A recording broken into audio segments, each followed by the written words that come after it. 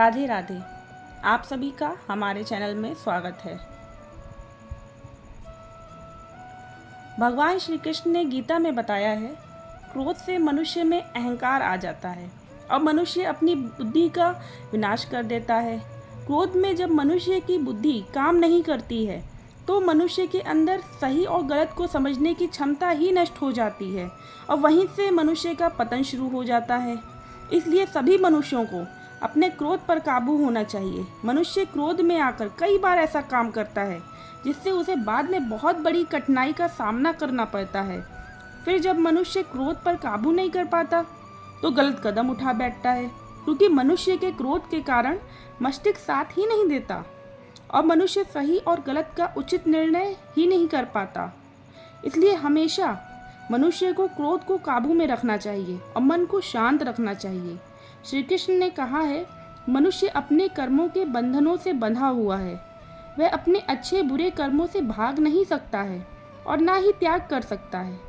सबको अपने कर्मों का फल इस जीवन में ही मिलता है। मनुष्य अच्छे कर्म करना बंद नहीं कर सकता, क्योंकि इससे वो अपने मार्ग से भटक जाता है। भगवद गीता में बताया गया है, मनुष्य को स्वयं पर विश्वास रखना चाहिए।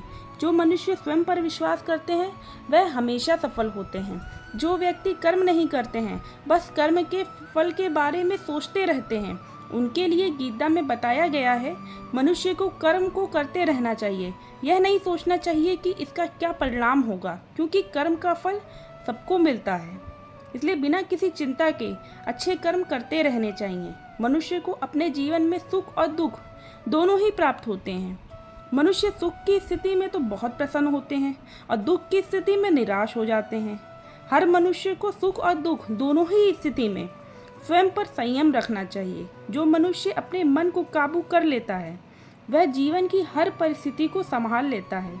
श्री कृष्ण कहते हैं, समय बहरा है, उसने किसी की नहीं सुनी, परंतु अंधा नहीं है, उसने सबको देखा है। मनुष्य कर्म करने में मनमानी तो कर सकता है, परंतु फल भोगने में नहीं। कोई हमारा बुरा करे ये उसका कर्म है, लेकिन हम किसी का बुरा ना करें ये हमारा धर्म है।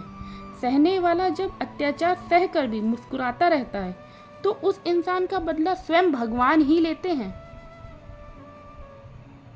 दोस्तों, इस वीडियो में बस इतना ही। धन्यवाद। राधे राधे।